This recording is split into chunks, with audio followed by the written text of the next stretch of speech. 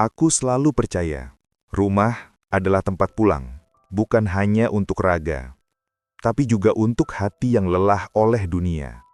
Namun, pada usia 60 tahun, aku justru merasakan pahitnya diusir dari tembok yang dulu kubangun dengan peluh dan doa.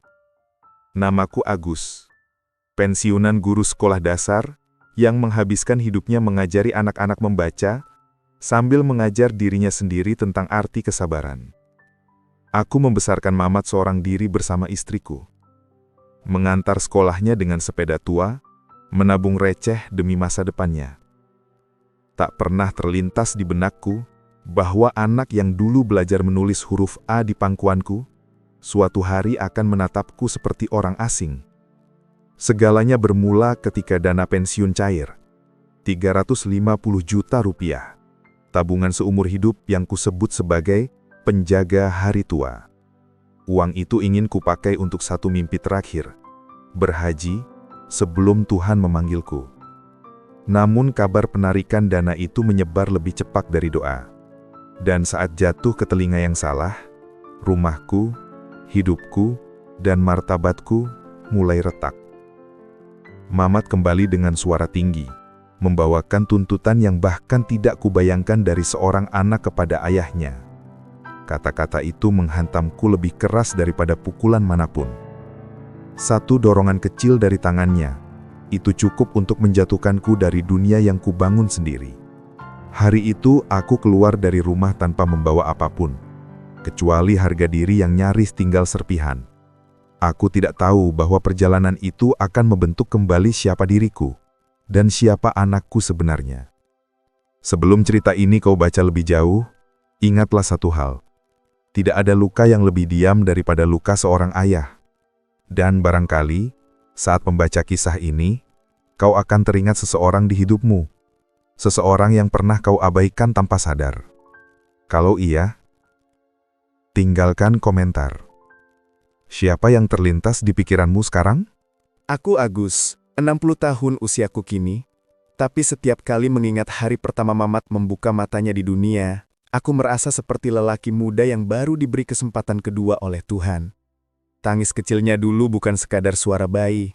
Itu adalah panggilan yang membuatku berubah dari seorang pria biasa menjadi ayah seutuhnya. Aku masih ingat aroma ruang bersalin, tangannya yang sekecil biji kopi, dan tatapan istriku yang penuh lega. Malam itu, aku bersumpah dalam hati, hidupku tak lagi tentang diriku. Ada seseorang yang harus kupikul, kukasihi, dan kutuntun sampai ia mampu berdiri sendiri. Hari-hari selanjutnya adalah mozaik kelelahan dan kebahagiaan yang membentuk siapa aku hari ini. Aku mengajarinya mengeja huruf dari A sampai Z, sambil duduk di teras rumah yang sempit. Kadang ia tertawa, kadang ia merengek, tapi aku tak pernah sekalipun merasa lelah.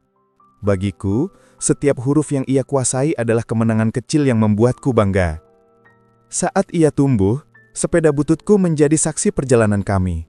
Setiap pagi aku mengayuhnya di jalanan Semarang, menembus kabut dan embun yang menggantung di ujung daun. Mamat duduk di belakang, memeluk pinggangku sambil bercerita tentang mimpi-mimpi kecilnya. Mimpi menjadi polisi, astronot, pemain bola, semua ia ceritakan dengan mata berbinar. Dan aku selalu mengangguk, menguatkannya. Bisa, Mat, semua bisa, asal kau mau belajar. Rumah kecil kami dipenuhi tawa. Ada suara sendok beradu dengan piring setiap sarapan. Ada langkah-langkah kecil yang berlari-lari di ruang tamu. Ada doa dari bibir istriku setiap malam.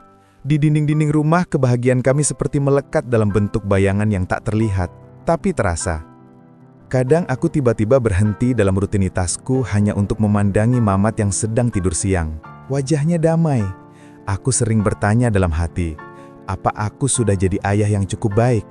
Apa ia akan tumbuh menjadi lelaki yang lembut dan bertanggung jawab? Aku menabung sejak ia masih kecil, menyisihkan uang dari gaji PNS yang tak seberapa. Kadang harus mengurangi makan siangku demi celengan masa depan Mamat. Tapi anehnya, tak pernah terasa berat.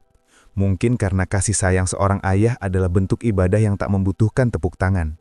Aku selalu percaya cinta yang diberikan dengan tulus akan kembali pada waktunya.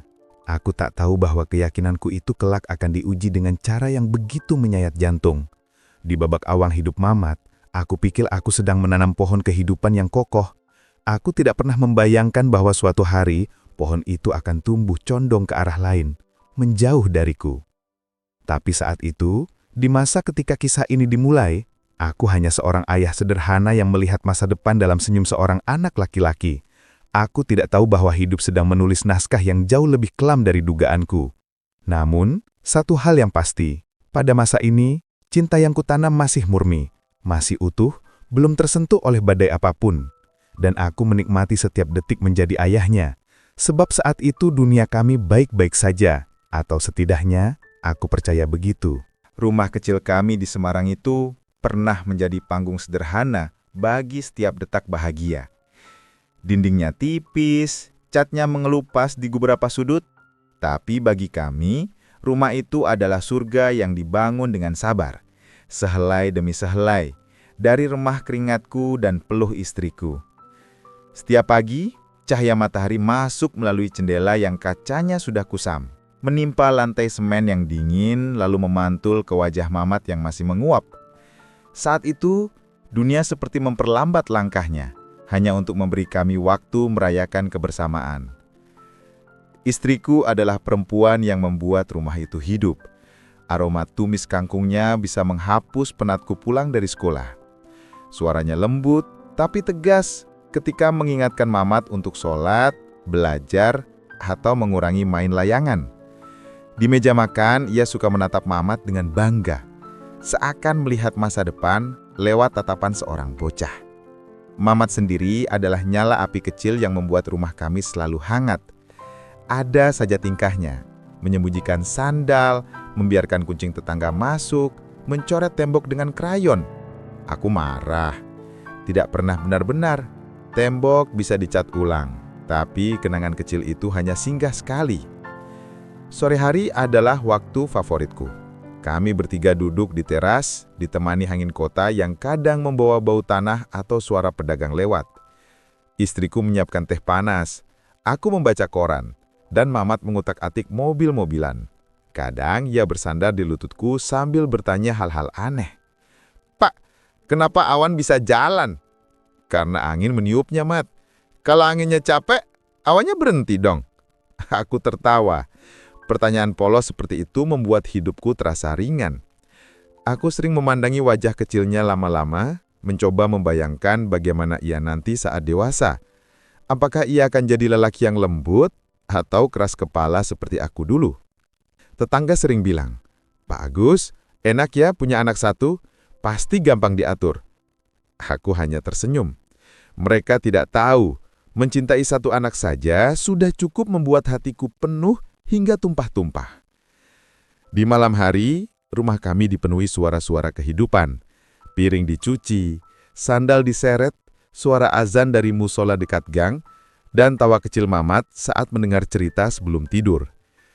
Aku sering berbaring di lantai dekat kasurnya, memastikan ia terlelap sebelum aku menutup mata. Dalam gelap, aku sering berbisik pada diriku sendiri.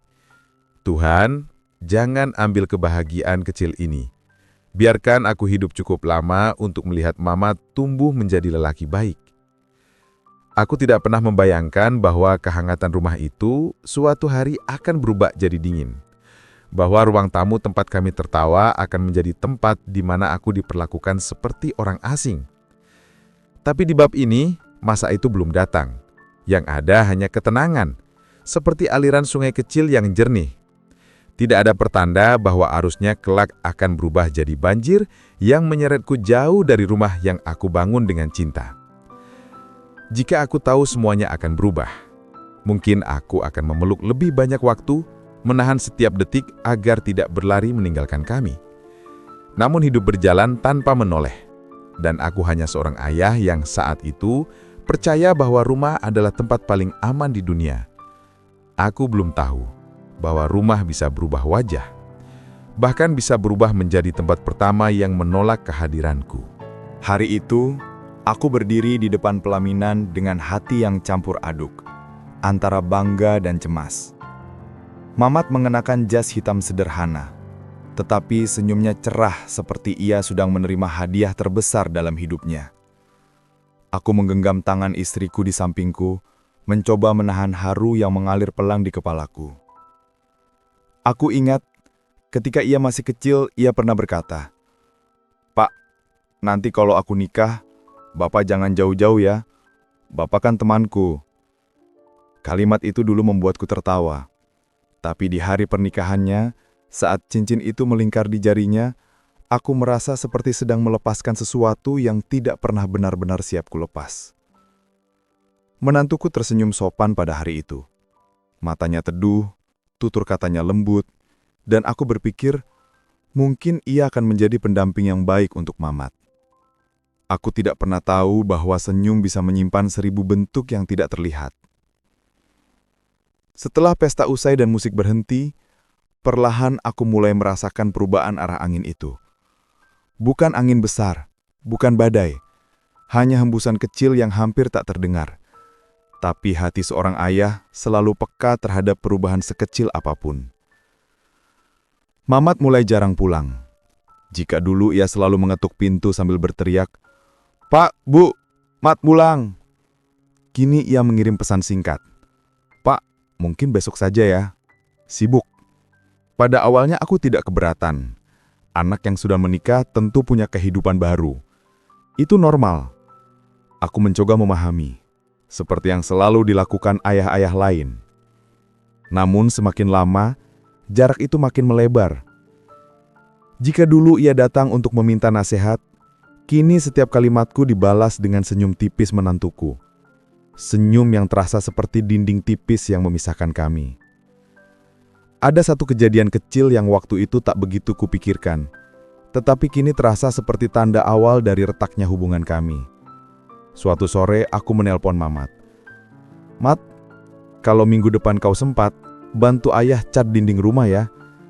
Ia terdiam sebentar lalu berkata, "Istri kurang enak kalau aku keluar lama, Pak." Aku kaget. Dulu ia tidak pernah bertanya izin untuk membantuku. Dulu rumah ini adalah tempat ia pulang, bukan rumah yang harus ia minta persetujuan untuk mengunjunginya. Aku masih ingat bagaimana istriku mencoba menenangkanku. Malam itu, namanya juga rumah tangga, Gus. Mungkin mereka butuh waktu menata hidupnya. Aku mengangguk, tapi hatiku terasa mengatup perlahan. Kadang cinta sebagai ayah membuat kita terlalu takut kehilangan, sehingga kita menutup mata pada tanda-tanda kecil yang sebenarnya ingin memberitahu kita sesuatu.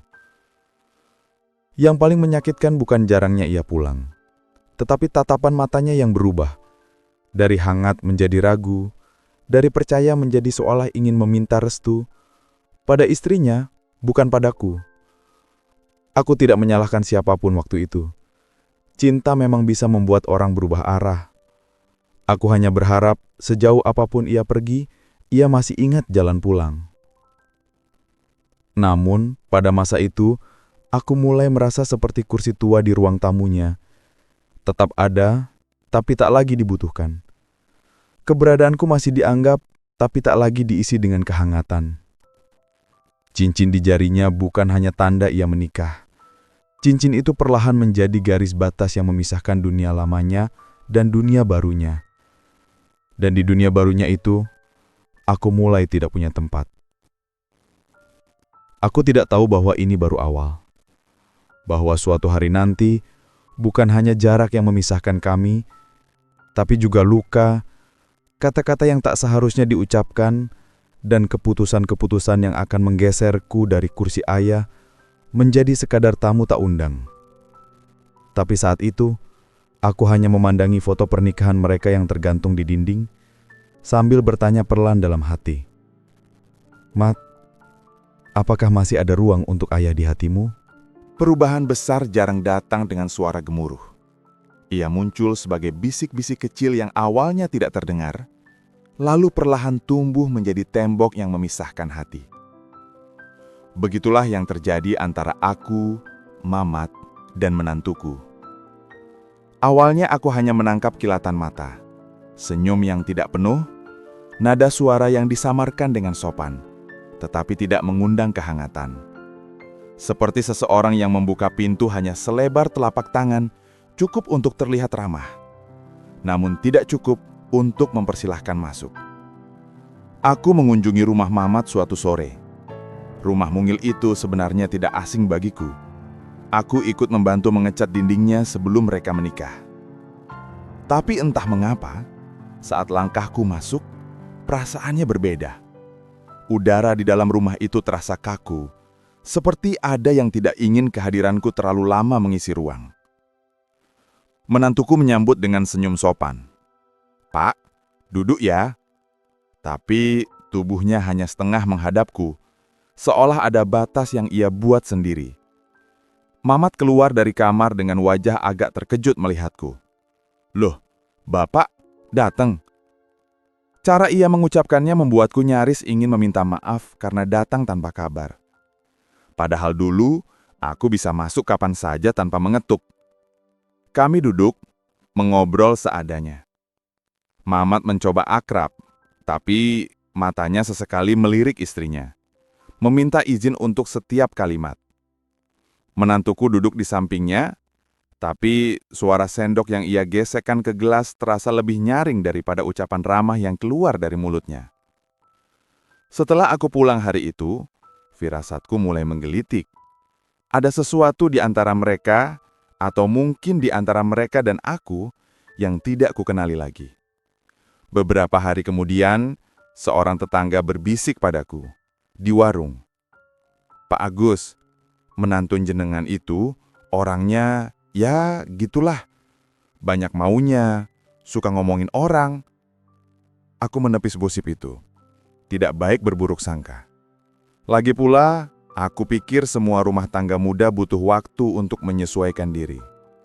Namun semakin hari, tanda-tandanya makin jelas. Mamat semakin jarang mengangkat teleponku. Jika ia menjawab, suaranya pelan, seperti takut seseorang mendengar. "Pak, nanti Mat telepon lagi ya, istri lagi butuh ditemani." Pada suatu hari, aku datang membawa lauk kesukaan Mamat, tempe bacem buatan istriku. Aku mengetuk pintu, tidak langsung dibuka. Ketika terbuka, menantuku berdiri dengan raut terkejut, hampir tidak nyaman. "Oh, Bapak." Hanya itu, tanpa ajakan masuk, tanpa senyum yang menghangatkan. Kami bertiga duduk di ruang tengah. Istriku memperhatikan gerak-gerik menantuku dengan mata yang lebih jeli daripada aku. Ia menggenggam tanganku pelan, memberi isyarat agar aku tak merasa bersalah. Ketika kami pulang, istriku berkata pelan, "Gus, aku rasa dia tidak suka kalau kita sering ke sana." Aku menghela napas. "Kau merasa begitu juga?" Ia mengangguk lirih. "Dari tadi, dia tidak melihat ke arah kita, Gus. Cuma pura-pura sopan." Kata-kata itu menancap di hatiku seperti duri kecil. Aku merasa seperti tamu yang tidak diharapkan, meski aku ayah dari lelaki yang tinggal di rumah itu. Malam-malamku mulai menjadi panjang. Aku terjaga, memikirkan apakah aku telah melakukan kesalahan. Apakah aku terlalu ikut campur? Atau mungkin aku sudah tidak dibutuhkan? Namun yang paling menyesakkan adalah ketika aku menyadari satu hal. Mamat tidak lagi berdiri di tengah-tengah kami. Ia berdiri di sisi lain, di sisi yang tidak menginginkanku terlalu dekat. Rumah Mamat perlahan menjadi tempat yang tidak bisa lagi kumasuki dengan bebas. Setiap kunjungan terasa seperti mengetuk pintu yang mungkin tidak dibuka untukku. Dan bisik-bisik itu, bisik-bisik halus yang berasal dari menantuku, bisik-bisik yang membuat Mamat ragu, bisik-bisik yang menggeserku setapak demi setapak dari hatinya. Itulah awal dari retaknya hubungan yang kukira akan selalu kokoh. Aku belum tahu bahwa nanti bisik-bisik itu akan berubah menjadi suara keras. Suara yang akhirnya akan mengusirku dari rumahku sendiri. Hubungan yang renggang itu awalnya seperti benang tipis yang seratnya mulai longgar. Tidak terlihat oleh mata, tetapi terasa oleh hati. Dan dalam diam, aku menyaksikan bagaimana Mamat perlahan menjauh, selangkah demi selangkah, tanpa pernah menoleh ke belakang. Pada suatu pagi, aku melihat teleponku berbunyi. Nama Mamat muncul di layar. Rasanya seperti menerima hadiah kecil dari langit. Namun begitu kusambut panggilannya, Suara yang dulu akrab itu terdengar terburu-buru, seperti orang yang tidak punya waktu untuk ayahnya. "Pak, Mat gak bisa pulang minggu ini. Istri kurang enak badan." "Oh, ya sudah. Ayah doakan cepat sembuh." "Ya, nanti kabar-kabar lagi, Pak." Sambungan terputus, seolah-olah ada yang menutup pintu pelan-pelan di hadapanku. Aku duduk lama di kursi ruang tamu, memandangi lantai yang tiba-tiba terasa lebih sunyi daripada biasanya.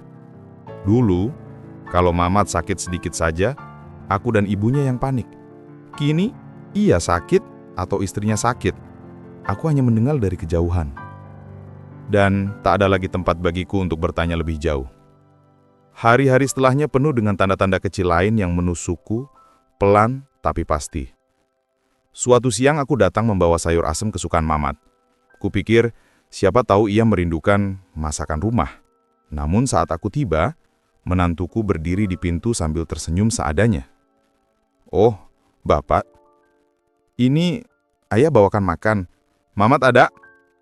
"Lagi tidur, capek kerja." Aku mengangguk. "Nggak apa-apa, Ayah tunggu."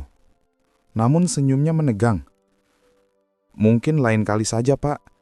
Dia perlu istirahat. Lagian, rumahnya berantakan." Entah mengapa alasan terakhir itu terasa bukan alasan sebenarnya. Tapi aku mengangguk saja, tidak ingin membuat suasana kaku. Ia menerima wadah sayur asem itu, namun tidak mempersilahkan aku masuk. Pintu ditutup pelan, tapi suara gesekan kayu itu terdengar keras bagiku. Seperti menegaskan bahwa jarak antara aku dan anakku bukan lagi beberapa langkah, melainkan sebuah tembok.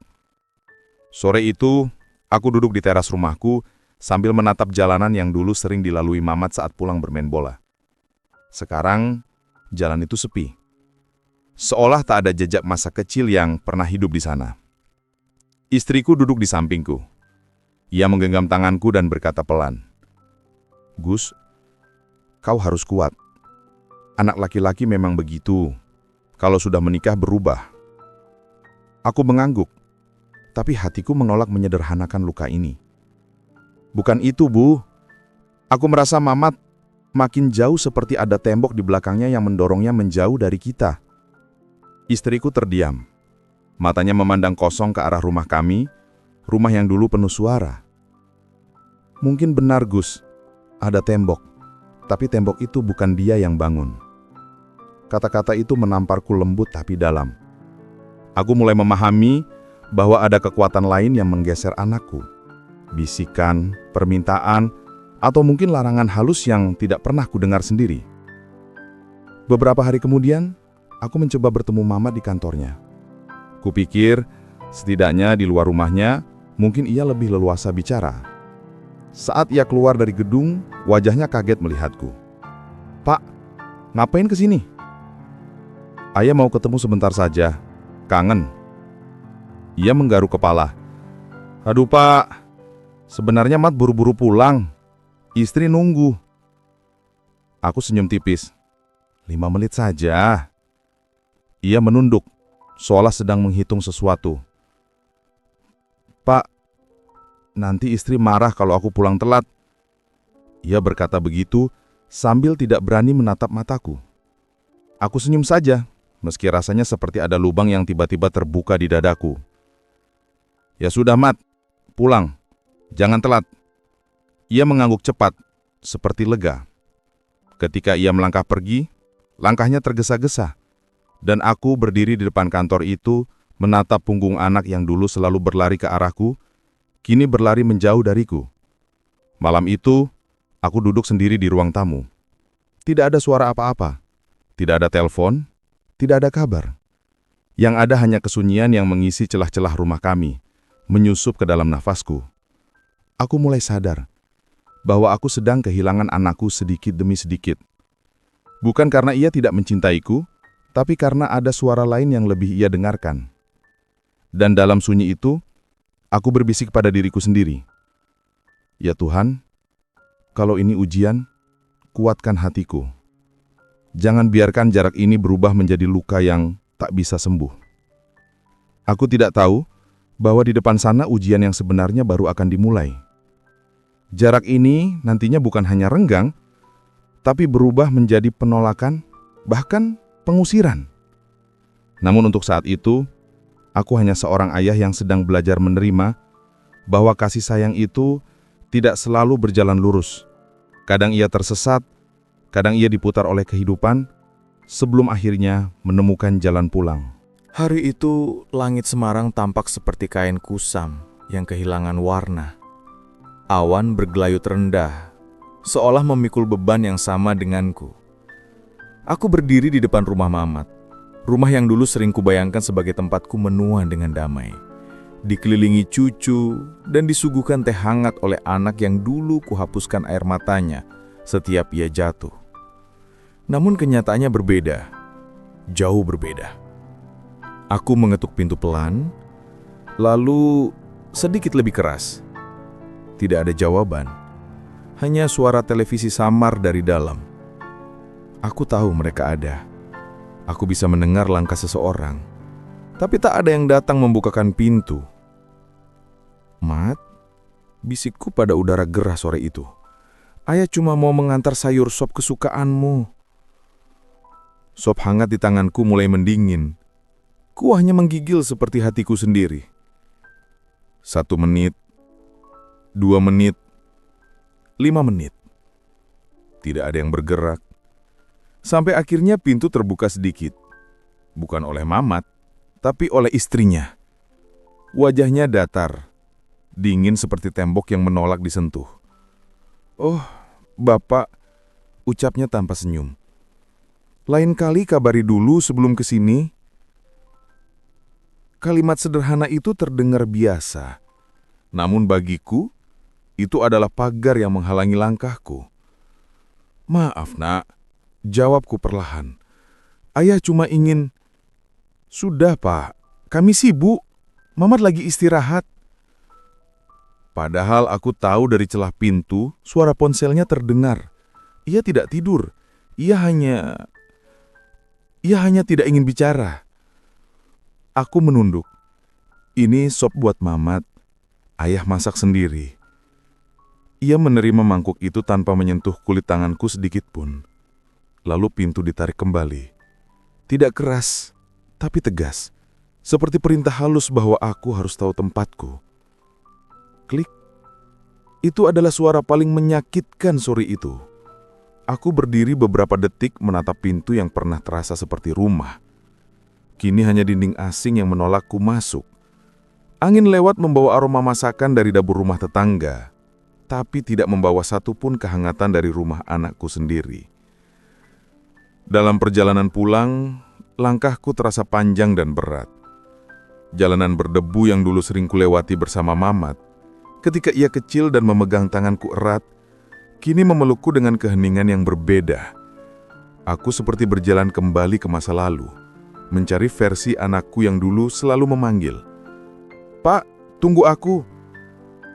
Kini tak ada yang memanggil, tak ada yang menunggu. Kupandangi tangan tuaku, tangan yang dulu menggendongnya, tangan yang menyuapinya, tangan yang memperbaiki sepeda kecilnya.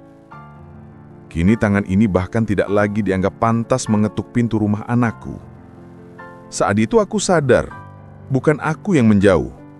Aku disingkirkan perlahan, sedikit demi sedikit, dengan sopan, dengan alasan, tapi tetap saja disingkirkan. Aku pulang dengan dada sesak, tapi dengan tekad yang masih kupegang erat. "Tidak apa-apa, Gus. Kau ayah. Tugasmu mencintai, meski tidak dihargai." Dan malam itu, sebelum tidur, aku menatap langit-langit kamar sempitku dan berbisik pada diriku sendiri. Jika suatu hari aku benar-benar tidak dibutuhkan, biarlah Tuhan yang membukakan pintu lain. Sejak hari itu, aku jarang lagi berkunjung. Bukan karena aku tidak ingin melihat Mamat, tapi karena aku mulai takut pada rasa yang muncul setiap kali pulang dengan tangan hampa dan hati tercabik. Aku takut pada sepi di balik pintu rumah anakku. Takut pada penolakan yang dibungkus sopan. Takut pada diriku sendiri yang mulai merasa tak pantas menjadi ayah. Namun ada satu sore yang memaksaku kembali. Aku ingin memastikan Mamat makan dengan baik. Ia bekerja keras, aku tahu itu. Sebagai ayah, kekhawatiranku tak pernah benar-benar padam. Aku membawa mangga harum dari halaman rumah. Mangga itu pohon peninggalan almarhumah istriku. Buah pertamanya tahun ini jatuh tepat ke tanganku, seolah alam sendiri berkata, bahwa ini untuk anakmu, Gus. Langit memerah saat aku tiba di depan rumah Mamat. Lampu teras belum menyala, tapi aku bisa mendengar suara tawa dari dalam. Tawa yang dulu sering kurindukan, namun kini terdengar seperti dunia yang tak lagi menyisakan kursi untukku. Aku mengetuk pelan. Tak lama kemudian, pintu terbuka. Mamat muncul tapi bukan dalam keadaan yang ingin kulihat. Ia tampak kesal. Kening berkerut, tangan bertumpu pada kusen pintu. "Pak, ada apa lagi?" Suaranya lirih, tetapi teduh yang dulu ada di dalamnya sudah hilang. Aku mengangkat plastik berisi mangga. "Ayah bawain ini, mangga dari halaman. Kau suka kan?" Wajahnya datar. Ia menoleh ke belakang seolah menunggu izin seseorang. Aku tahu siapa. Lalu ia menarik napas panjang. "Pak, tolong ya, jangan sering-sering datang tanpa kabar. Di sini bukan rumah Bapak lagi." Kalimat itu menghantamku seperti gelombang besar. Bukan rumah Bapak lagi. Aku memaksakan senyum. "Iya, Ayah cuma ingin lihatmu. Tidak apa-apa kalau kalian sibuk." "Bukan sibuk, Pak. Cuma ya, Ayah harus ngerti posisi." "Ngerti posisi? Ayah harus ngerti posisi. Posisiku yang mana? Di luar pintu, di halaman, di jalan pulang, menunggu izin untuk sekedar bertemu anak yang dulu kupeluk setiap demam." Aku ingin marah, tapi suaraku hanya mampu bergetar. "Mat, Ayah ini siapa bagimu?" Ia menunduk. "Ya, Ayah. Tapi sekarang Ayah sudah punya hidup sendiri kan? Biar kami juga tenang di sini." Aku ingin menjawab. Ingin berkata bahwa hidup tuaku ini selalu menyisakan ruang untuknya. Bahwa aku tidak pernah merasa punya hidup sendiri selama nafasku masih terikat oleh kasih pada anakku. Namun kata-kataku patah. Tenggorokanku seperti retak. "Mangga ini buat kalian," kataku akhirnya. Ia menerimanya tanpa banyak bicara, dan sebelum aku sempat menambah sepatah kata pun, pintu sudah kembali tertutup. Klik! Suara itu kembali menusuk dadaku. Aku berjalan pulang perlahan. Setiap langkah seperti menapak di atas kenangan lama, kenangan ketika Mamat kecil berlari menyambutku sepulang mengajar, membawa gambar krayon dan berkata, "Pak, lihat, aku gambar rumah kita." Kini rumah itu ada, nyata, kokoh, tapi aku bukan lagi bagian dari gambar itu.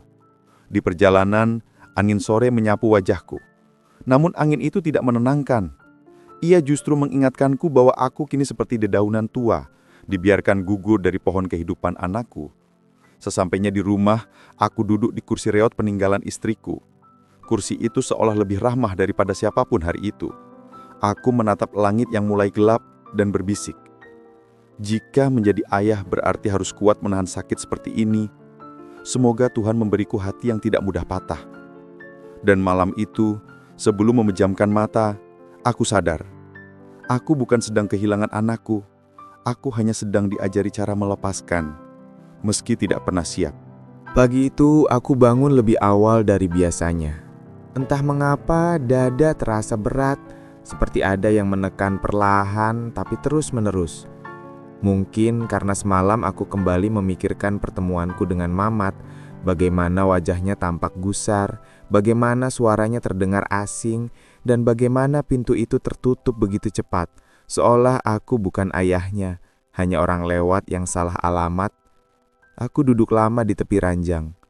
Cahaya matahari yang masuk dari sela jendela terasa dingin, bukan hangat. Aneh. Dulu cahaya pagi selalu mampu membuatku bersemangat. Tapi sejak aku dipersilahkan menjauh dari kehidupan anakku, sinar matahari pun rasanya ikut memudarkan semangatku. Untuk mengusir gundah, aku keluar ke halaman.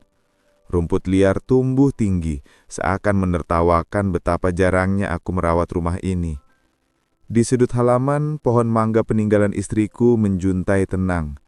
Pohon itu menjadi satu-satunya saksi bisu segala luka yang kutelan. Aku menyentuh batangnya pelan. Bu, kalau kau masih ada, pasti kau tahu harus bagaimana, gumamku lirih. Aku terdiam lama. Angin berhembus pelan membawa aroma tanah basah. Hening pagi membuat suaraku terasa lebih berat, lebih nyata. Saat itulah ponselku berbunyi. Kupikir Mamat menghubungi, tapi bukan. Itu pesan dari tetanggaku, Bu Lastri. Pak Agus, kalau sempat mampir ke warung ya, ada yang mau saya sampaikan. Aku merasa ada hal penting. Tanpa mandi, aku langsung berjalan ke warung kecil di ujung gang. Setibanya di sana, Bu Lastri menatapku dengan wajah cemas. Pak, saya tidak enak ngomongnya, tapi tadi pagi saya lihat mobil mertua Mamat parkir di depan rumah. Sepertinya ada keributan kecil. Jantungku bergetar halus, takut, cemas, campur aduk. Ada apa, Bu? Tanyaku pelan. Ia ragu, lalu menjawab. Saya dengar Mamat dan istrinya lagi diskusi soal uang pensiun Bapak. Darahku seperti berhenti mengalir. Uang pensiun? Apa maksudnya? Saya cuma dengar sepintas, Pak. Mereka bilang mertua minta bantuan dana. Banyak. Aku terdiam. Lidahku keluh. Uang itu bukan sekedar angka bagiku. Itu hasil keringat bertahun-tahun, mimpi yang kusimpan rapi, ingin naik haji sebelum usia merampas kekuatan kakiku. Namun sekarang kabar itu memelintir hatiku. Bu Lastri menatapku iba. Maaf kalau saya salah dengar, Pak. Tapi wajah Mama tadi tegang sekali. Aku mengangguk perlahan, mencoba tersenyum meski bibirku kaku. Terima kasih, Bu. Saya pulang dulu. Perjalananku kembali ke rumah terasa lebih panjang dari biasanya. Setiap langkah seolah membentur sesuatu yang tak terlihat. Kecurigaan, ketakutan, dan rasa getir yang mulai merambat ke seluruh tubuh. Di teras rumah, aku duduk sendirian. Langit mulai memutih, seperti kertas kosong yang siap ditulisi nasib baru. Aku menatap ke depan, tapi pikiranku melayang-layang. Apakah Mamat benar-benar berniat meminta uang itu? Atau apakah ia sedang terjepit dan aku terlalu cepat berburuk sangka? Aku genggam dada. Tiba-tiba terasa sesak. Seolah Tuhan sedang menguji batas kesabaranku. Aku menutup mata. Dalam gelap, aku mendengar suara ketika Mamat kecil memanggilku. Pak, jangan pergi. Temani aku main. Suara itu menghantamku, menghangatkan, sekaligus melukai. Aku membuka mata perlahan. Mat, ayah tidak akan pernah meninggalkanmu. Tapi jangan jadikan ayah sebagai tempat untuk disingkirkan. Aku tidak tahu apa yang menantiku, tapi satu hal pasti, retakan kecil itu sudah ada. Dan jika tidak hati-hati, retakan itu bisa menjadi jurang yang menelan hubungan ayah dan anak tanpa sisa. Pagi itu udara terasa berat, seakan matahari terlambat muncul karena ikut menanggung keresahanku. Aku duduk di meja kayu tua, menyesap kopi hitam yang rasanya hambar, meski ku aduk berkali-kali. Pandanganku kosong mengarah ke pintu, seolah menunggu sesuatu, tanpa tahu apa. Sejak Bu Lastri memberi kabar kemarin, hatiku seperti rumah tua yang dindingnya mulai retak. Retakan itu kecil, tapi cukup membuat angin dingin kecemasan masuk perlahan. Aku mencoba menenangkan diri, mencoba percaya bahwa Mamat masih anak yang dulu kubesarkan. Anak yang selalu takut ketika kehilangan pensil, apalagi sampai membuat ayahnya terluka. Namun keyakinan itu rapuh, sangat rapuh. Tiba-tiba terdengar ketukan keras di pintu. Duk, duk, duk. Suara itu seperti tidak sabaran, seperti tangan yang tidak ingin menunggu. Aku tertegun. Siapa yang datang sepagi ini? Dengan langkah hati-hati, aku membuka pintu. Dan di sana, berdiri mertua Mamat. Lelaki berkumis rapi, wajahnya selalu mengangkat dagu sedikit lebih tinggi dari sewajarnya. Senyum yang biasanya samar pun, kini tidak ada. "Pak Agus," katanya tanpa basa-basi, "saya mau bicara." Nada suaranya membuat dadaku mengeras, tapi aku mempersilakan ia masuk. Kami duduk, berhadapan di ruang tamu kecilku yang berbau kapur barus. Ia membuka percakapan dengan sangat langsung. "Bapak sudah tua. Bapak tidak butuh banyak uang, kan?" Darahku surut. Tubuhku kaku. Kalimat itu, tanpa sapaan, tanpa sopan santun, menusukku lebih dari pisau.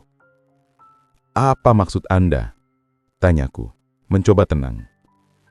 Ia menyilangkan kakinya, menatapku tanpa rasa. "Kami dengar Bapak dapat dana pensiun besar. Jujur saja, keluarga saya butuh bantuan. Kami mau ajak anak istri saya liburan ke Bali. Sudah lama tidak refreshing." Ia tersenyum tipis, seakan itu permintaan wajar. Aku mengerja pelan. "Uang itu hasil tabungan saya selama puluhan tahun. Saya rencanakan untuk naik haji. Itu mimpi saya sejak muda." Ia mengangkat bahu dan mengibas tangan seperti menyingkirkan debu. "Haji bisa nanti. Bapak kan masih hidup. Siapa tahu umur panjang. Lagian, Bapak itu sendirian di sini. Uang banyak juga tidak ada gunanya kalau tidak dipakai untuk keluarga." "Keluarga siapa?" tanyaku lirih. Ia menatap tajam. Sorot matanya tak berkedip. "Ya keluarga kami. Mamat kan sudah ikut keluarga saya. Istri dan mertuanya yang harus diprioritaskan." Saat itu, jantungku seperti jatuh dari tempatnya. Mamat ikut keluarga mereka. Sejak kapan? Sejak kapan aku tidak lagi menjadi pusat dunia anakku? Aku mengepalkan tangan, mencoba menahan suara yang ingin pecah. "Maaf," kataku perlahan, "tapi uang itu tidak bisa saya berikan." Raut wajahnya berubah masam. Ia berdiri, mencondongkan tubuh, menatapku dari atas seperti menilai barang rusak. "Kalau Bapak tidak mau membantu, nanti jangan salahkan kalau Mamat merasa Bapak tidak peduli. Jangan salahkan kalau dia menjauh." Kalimat itu seperti palu menghantam dadaku. Ancaman halus, atau mungkin tidak halus sama sekali. Ia melangkah pergi, meninggalkan aroma parfum mahal yang terasa asing di rumah lamaku.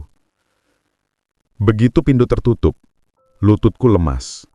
Aku kembali duduk. Napas tercekak. Untuk pertama kalinya, aku merasakan ketakutan yang berbeda. Bukan takut kehilangan uang, tapi takut kehilangan anakku sepenuhnya. Aku menatap telapak tangan tuaku. Tangan inilah yang dulu memegang tangan kecil Mamat, mengajarnya berjalan, menuntunnya agar tidak jatuh. Kini tangan yang sama tidak bisa lagi menggenggam arah hidupnya. Aku menutup wajah dan menangis. Bukan keras, tidak meledak, tapi tangis dalam yang hanya terdengar oleh Tuhan dan dinding rumah yang sudah renta. Ya Allah, hanya itu yang mampu keluar dari bibirku. Dan pagi itu, aku tahu badai yang lebih besar sedang menuju hidupku. Retakan yang kemarin kutakuti ternyata baru permulaan. Setelah mertua Mamat pergi, rumahku terasa lebih dingin dari biasanya. Seolah bayangan kehadirannya masih menempel di dinding, menyisakan aroma ancaman yang tak terlihat namun tak bisa hilang. Hari itu, aku berusaha menenangkan diri, tapi setiap kali aku mengingat kalimatnya, "Mamat sudah ikut keluarga saya," dadaku kembali nyeri. Menjelang sore, ponselku berdering. Nama yang muncul membuat jantungku tertahan. Mamat, anak yang selalu kupanggil dengan penuh cinta. Anak yang dulu memelukku erat setiap aku pulang mengajar. Aku menjawab dengan suara hati-hati. Assalamualaikum, Mat. Tak ada kata balasan salam. Hanya tarikan napas berat dari seberang telepon. Pak, katanya tiba-tiba, datar. Kenapa Bapak ngomong macam-macam ke mertua? Aku terpaku. Ngomong apa, Mat? Katanya Bapak nggak mau bantu. Bapak bikin mereka tersinggung. Aku terdiam. Kata-kata itu seperti batu jatuh ke dadaku. Mamat, ayah hanya bilang uang itu sudah ayah rencanakan untuk haji. Itu tabungan ayah seumur hidup. Kenapa harus? Tiba-tiba, suaranya meninggi. Pak, Bapak tuh gimana sih? Mereka keluarga saya juga. Aku meremas kain sarungku. Hati ini seperti diiris pelan-pelan. Mat, ayah ini ayahmu. Hening sejenak. Tapi bukan hening yang menenangkan. Ini hening yang memisahkan. Di ujung telepon, ku dengar suara perempuan, istrinya, berbisik, mengarahkan, seakan ia sedang memberi skrip pada Mamat. Mamat, jangan keras sama ayahmu, katanya lirih, tapi suaranya penuh kontrol. Namun yang keluar dari mulut Mamat bukan kelembutan, bukan. Pak, kalau Bapak sayang sama saya, bantulah. Ini untuk kebaikan keluarga saya. Keluarga saya. Ia tidak bilang keluarga kita.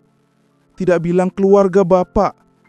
Hanya keluarga saya. Ada dinding yang tiba-tiba berdiri di antara kami. Tinggi, tegas, dingin. Aku menarik napas panjang. Mamat, ayah hanya ingin naik haji sebelum ayah terlalu tua untuk berjalan. Di sana terdengar gumaman kesal. Sesuatu jatuh. Mungkin ponsel diseret ke meja. Pak, suaranya berubah lebih tajam. Bapak jangan egois. Egois. Kata itu seperti panah di tengah dada. Aku yang mengantar dia sekolah meski hujan deras. Aku yang menahan lapar ketika gaji terlambat agar dia bisa tetap makan. Aku yang menabung receh demi masa depannya.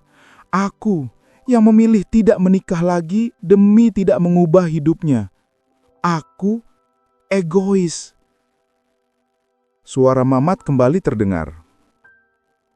Kalau Bapak nggak mau bantu, saya nggak tahu harus bilang apa. Pokoknya jangan nyalahin saya kalau nanti saya menjauh. Ada jeda. Lalu kata itu jatuh begitu saja. Dingin seperti batu nisan.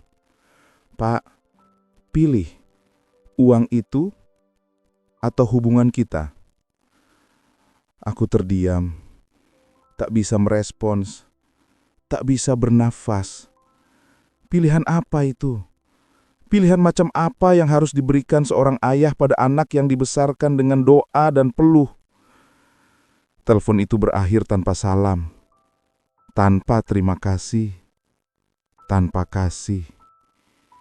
Aku menaruh ponsel di meja. Tanganku gemetar, dadaku panas, lalu dingin, lalu kosong. Aku bersandar pada kursi tua yang mulai goyah. Dalam hening itu, aku merasa seperti dikecup oleh kenyataan pahit bahwa terkadang orang yang kita lahirkan sendiri bisa membuat kita merasa tidak dilahirkan sama sekali. Aku memejamkan mata, menahan air mata yang ingin jatuh. Di dalam keheningan itu, hanya satu kalimat yang menggema di kepalaku.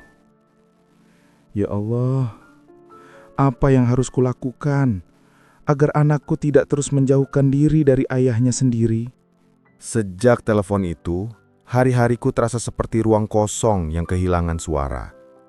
Aku masih hidup, masih bernapas, masih bergerak, tetapi jiwa ini seperti berjalan tanpa bayangan. Setiap detik, aku mendengar ulang kata-kata Mamat. Pah, Pilih uang itu atau hubungan kita. Pilihan itu seharusnya tidak pernah ada dalam keluarga. Tidak antara ayah dan anak. Tidak setelah 60 tahun umurku, kuhabiskan untuk mencintai tanpa syarat. Pagi itu, aku memberanikan diri melangkah ke rumah Mamat. Bukan untuk meminta maaf, karena aku tidak tahu apa salahku. Bukan pula untuk memberikan uang itu, karena itu bukan tentang uang. Aku hanya ingin berbicara dari hati ke hati. Mungkin jika kami bertemu langsung, ia bisa melihat betapa tulusnya aku ingin memperbaiki segalanya.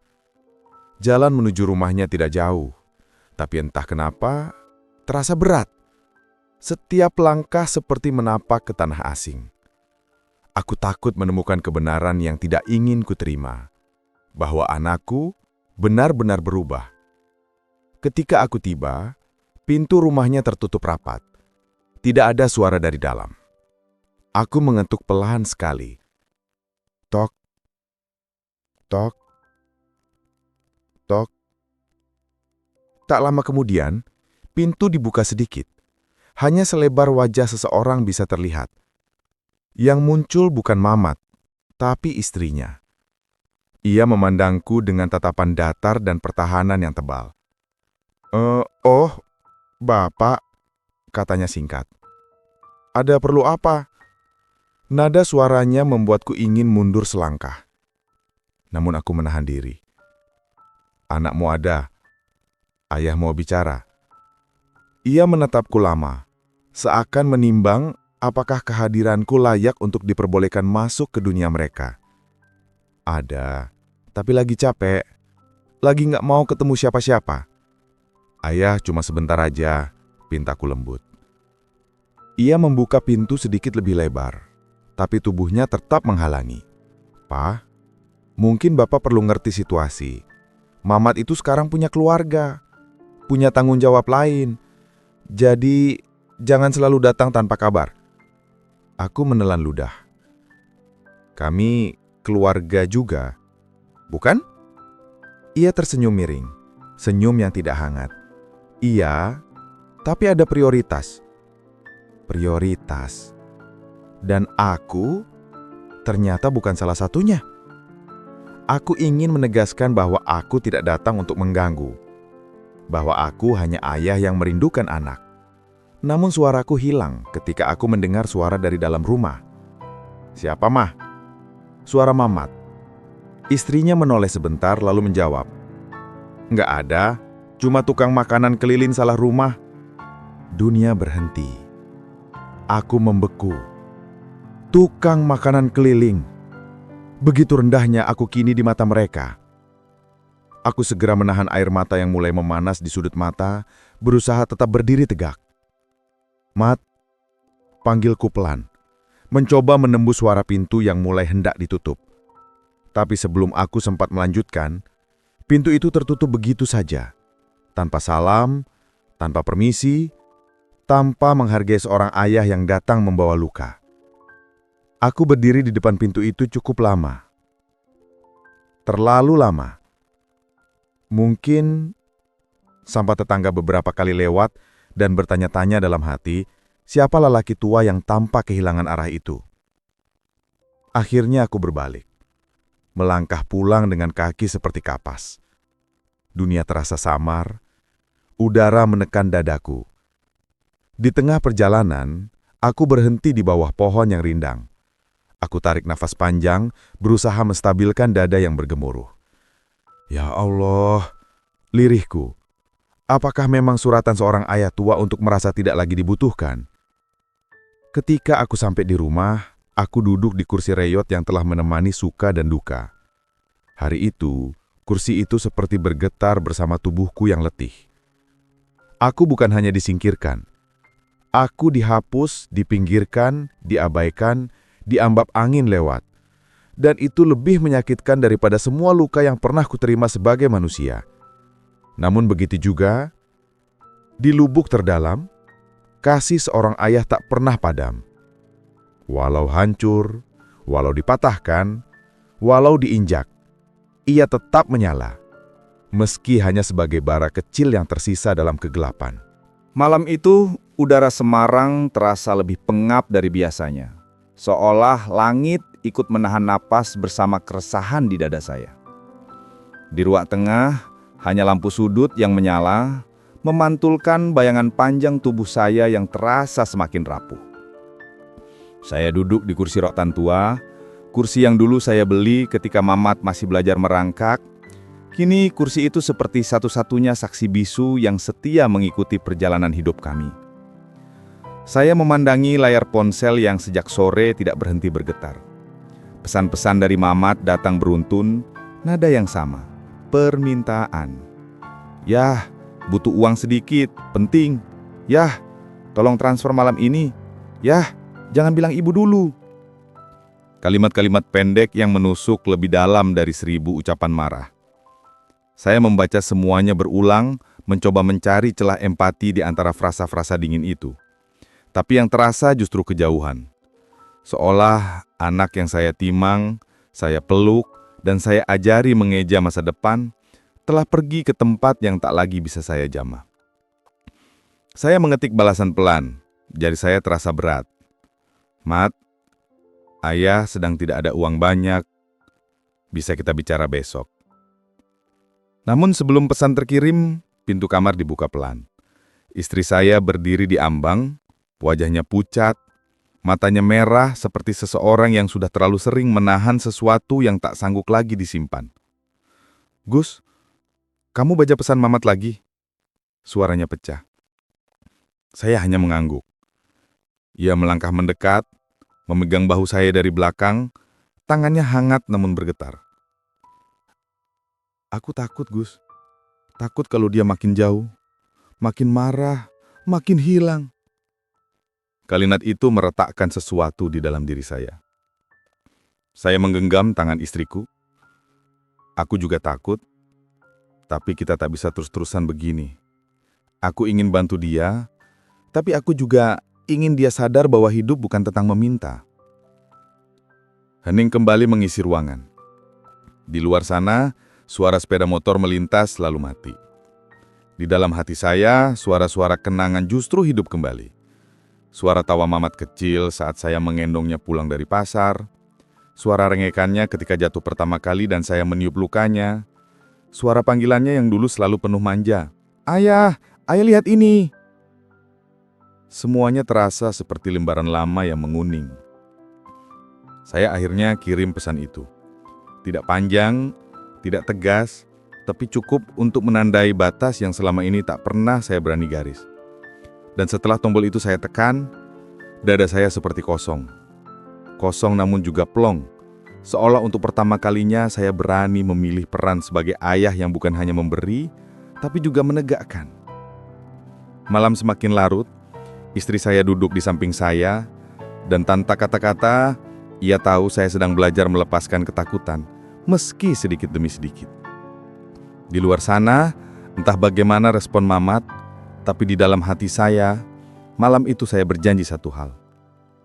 Saya akan tetap menjadi ayahnya, meski jalan menuju hatinya tampak semakin berkabut. Saya akan menunggu sekuat yang saya mampu. Pagi itu matahari memanjat pelan di balik atap-atap rumah tetangga. Sinarnya menelusup melewati celah jendela, menyinari ruang tamu yang terasa sunyi seperti halaman buku yang belum ditulis. Saya duduk dengan secangkir teh yang sudah kehilangan hangatnya. Malam tadi saya hampir tidak tidur. Pikiran saya berputar, memikirkan pesan yang saya kirim pada Mamat dan keheningan yang datang setelahnya. Tidak ada balasan. Tidak ada tanda ia membaca. Tidak ada suara, bahkan sekadar titik 3 yang berkedip. Keheningan itu terasa seperti jarak yang makin melebar. Saya berdiri pelan, memandang halaman rumah. Pohon jambu yang dulu sering kami panjat bersama seolah ikut menua. Dahannya tak serimbun dulu. Di bawahnya, bayangan-bayangan kecil berkejaran dalam ingatan. Bayangan Mamat kecil yang tertawa ketika saya mengangkatnya untuk memetik buah paling merah. Betapa sederhananya kebahagiaan saat itu. Betapa rumit semuanya sekarang. Tiba-tiba ponsel saya berbunyi. Sebuah pesan masuk. Dari Mamat. Ya, Kalau nggak bisa bantu ya sudah, Mamat cari sendiri. Tapi jangan nyalahin kalau nanti Mamat susah. Saya membaca perlahan. Setiap katanya terasa seperti pasir yang digenggam terlalu keras, menyakitkan dan tak bisa ditahan. Ada nada tuduh di sana, nada kecewa, nada yang membuat saya teringat bahwa anak yang saya besarkan dengan cinta kini memandang saya bukan sebagai ayah, tapi sebagai tempat meminta atau tempat menyalahkan. Saya menarik napas panjang. Bukan marah yang datang, bukan kesal, hanya sedih yang merayap seperti kabut pagi. Saya membalas, "Ayah tidak menyalahkan kamu, Mat. Ayah cuma ingin kamu kuat. Ayah ingin kamu berdiri dengan kakimu sendiri." Lama tidak ada balasan. Begitu lama hingga saya kembali ke dalam rumah dan mendapati istri saya sedang melipat pakaian dengan geratan yang lesu. Dia melirik saya, seolah mempelajari wajah saya untuk mencari secuil kabar. Dia jawab, tanyanya pelan. Sangat singkat dan pedih. Istri saya duduk di samping saya, menyandarkan kepalanya di bahu saya. Ada getar halus di tubuhnya. Apa kita salah, Gus? Apa kita terlalu memanjakan dia dulu? Apa kita gagal? Pertanyaan itu menancap dalam. Sudah sering saya tanyakan pada diri sendiri. Entahlah, kata saya pelan.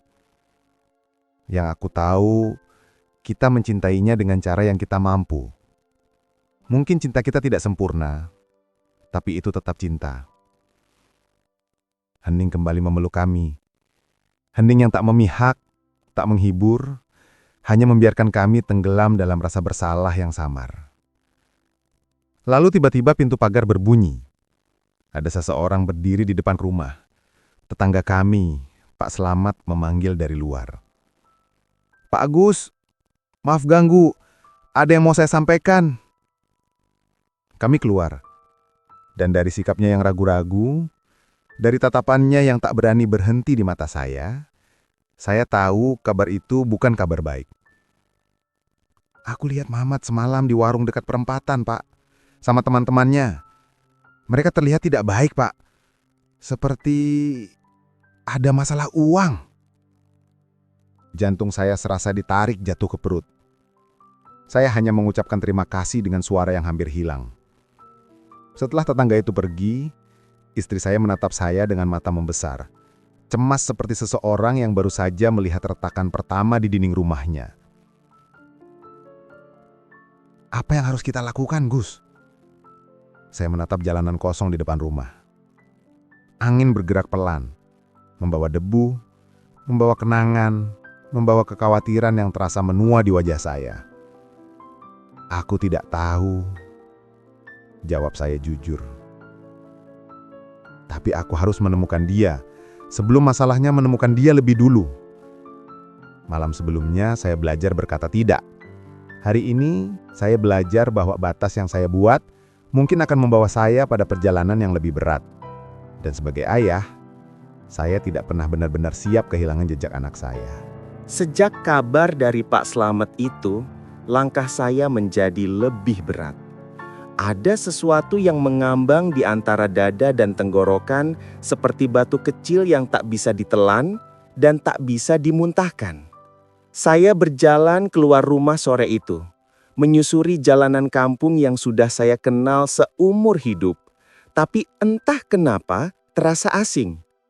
Angin membawa aroma gorengan dari warung Burini, suara anak-anak berlari pulang sekolah, dan gemerisik daun yang saling bersentuhan.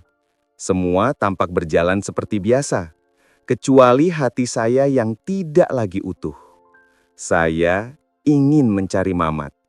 Ingin melihat sendiri apakah benar ia terseret pergaulan yang salah, atau apakah saya hanya seorang ayah tua yang terlalu cepat panik. Namun, setiap langkah justru seperti melangkah ke masa lalu. Masa ketika saya menggandeng tangan Mamat kecil sambil berbelanja di warung. Kini, genggaman itu kosong. Saya berhenti di perempatan kecil. Di sana, Ada bangku kayu reot tempat para pemuda biasa berkumpul. Di antara sisa bungkus rokok dan botol plastik, saya melihat sesuatu yang menusuk hati. Selembar fotokopi kwitansi pinjaman atas nama Mamat. Saya memungutnya dengan tangan bergetar. Angin sore berhembus lembut, tapi dada saya seperti dicekik. Belum sempat saya menyimpan kertas itu, sebuah suara memecah keheningan. "Pak, nyari Mamat?" Saya menoleh. Seorang pemuda kurus, wajahnya saya kenal samar. Teman nongkrong Mamat beberapa tahun lalu. Ia berdiri sambil memasukkan kedua tangan ke saku celana. "Iya," jawab saya pendek. "Kamu tahu dia di mana?" Pemuda itu menggeleng pelan. "Saya cuma mau bilang, dia kelihatan stres, Pak. Banyak utang katanya. Teman-teman yang lain juga mulai ninggalin dia. Katanya, dia lagi butuh uang cepat." Uang cepat. Dua kata yang bisa melahirkan masalah panjang. Saya menatapnya dengan tatapan yang saya sendiri tak mampu tebak. Mungkin marah, mungkin sedih, mungkin takut. "Dia bilang apa-apa soal kami? Tentang saya?" Pemuda itu ragu sejenak sebelum menjawab. "Dia cuma bilang, ayahnya sudah tidak peduli." Saya menutup mata sejenak. Kalimat itu menembus tepat ke tempat yang paling rapuh. Tidak peduli, padahal sejak hari ia lahir, seluruh hidup saya adalah tentang dia. Tapi memang beginilah hidup, orang yang paling kita sayangi bisa salah paham paling dalam. Saya pulang dengan langkah yang hampir goyah. Kertas kwitansi pinjaman itu saya genggam sepanjang jalan. Di rumah, istri saya menyambut dengan tatapan cemas. "Gus, kamu menemukan dia?" Saya menggeleng. Yang kutemukan cuma jejak masalahnya. Saya menyerahkan kertas itu kepadanya. Dia membaca cepat, lalu duduk lemas di kursi. Tangannya menutup mulutnya, seolah menahan jeritan yang tak ingin didengar dunia. "Kita harus bantu dia," katanya lirih. "Ya, tapi bagaimana, Bu? Kalau kita bantu, dia mungkin akan makin bergantung. Kalau tidak kita bantu, dia bisa terpuruk." Diam. Hanya suara jam dinding yang terdengar, berdetak lambat seolah mengukur derita kami. Saya bersandar dan menarik napas panjang. Aku ingin ngobrol baik-baik dengan Mamat, bukan sebagai ayah yang dia salahkan, tapi sebagai laki-laki yang pernah muda dan pernah bodoh juga. Mungkin dia butuh itu. Istri saya menatap saya, matanya berair. "Lalu, kapan?" Saya menatap malam dari balik jendela. Langit gelap tanpa bintang, seakan Tuhan meminjamkan gelap untuk memaksa saya melihat lebih dalam. "Sebelum dia hilang sepenuhnya," jawab saya akhirnya, "sebelum semua terlambat." Di dada saya tumbuh satu tekad. Saya mungkin disingkirkan dari rumah sendiri, tapi saya tidak akan menyerahkan anak saya pada kehancuran. Jika kalian pernah merasakan dilema sebagai orang tua, antara membantu atau menguatkan, tuliskan pendapat kalian. Apa yang seharusnya dilakukan seorang ayah dalam situasi seperti ini? Pagi itu terasa lebih sunyi dari biasanya. Tidak ada suara ayam, tidak ada teriakan anak-anak berangkat sekolah, bahkan angin pun seolah ragu menyentuh dedaunan. Saya duduk lama di tepi ranjang, memandangi kedua telapak tangan saya. Tangan tua yang dulu kuat menggendong Mamat, kini hanya bisa menggenggam kecemasan. Semalam, saya dan istri berdiskusi lama. Tidak ada keputusan yang benar-benar membuat kami tenang.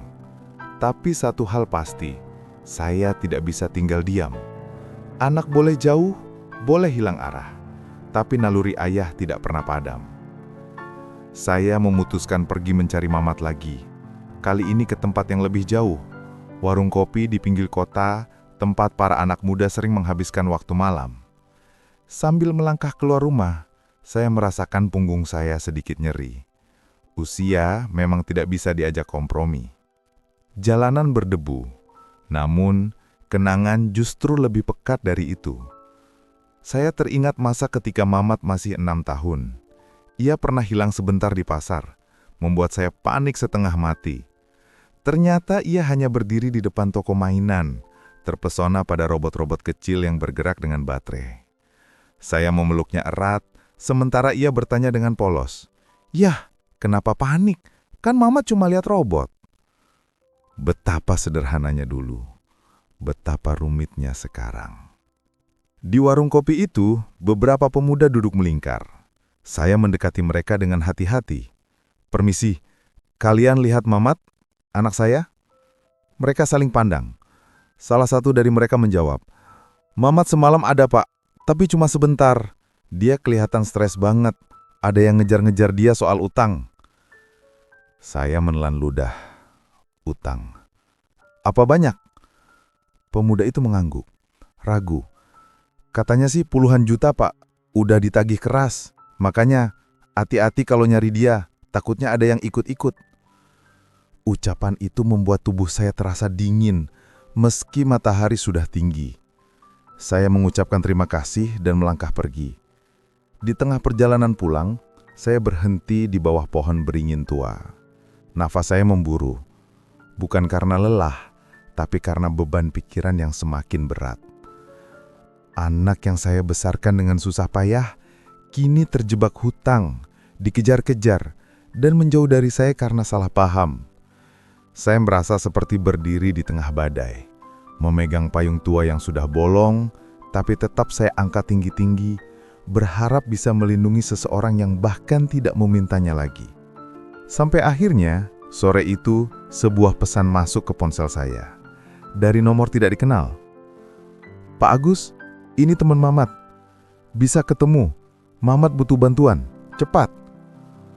Hati saya mencelos. Tak perlu berpikir panjang, saya langsung meminta alamat. Langkah saya tergesa, meski lutut saya nyaris gemetar.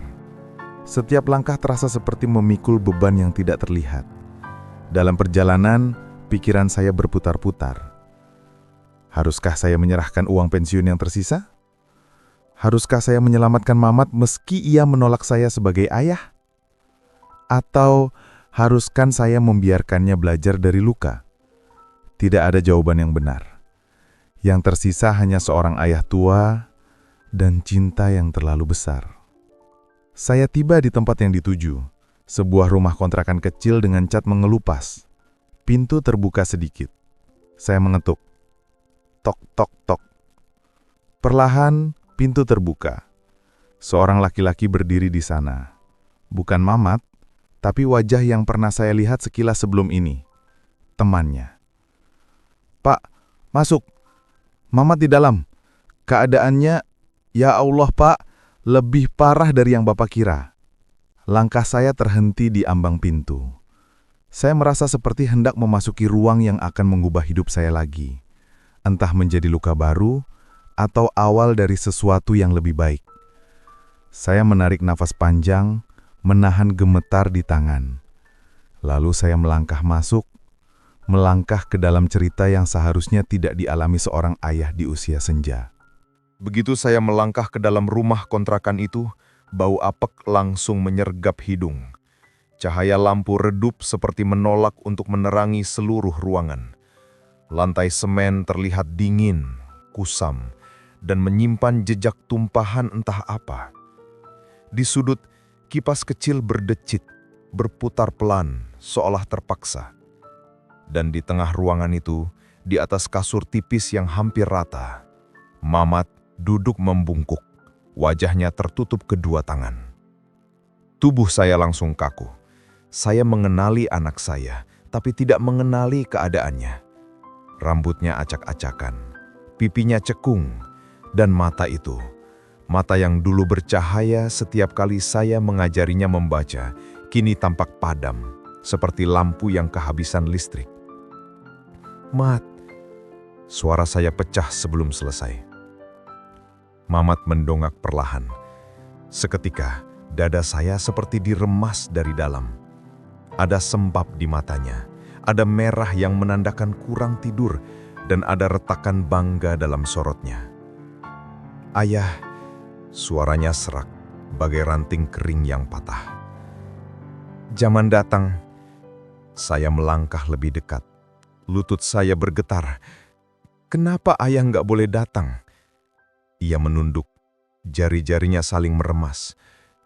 Karena ayah pasti kecewa, dan aku nggak sanggup lihat itu. Saya duduk di lantai, sejajar dengannya.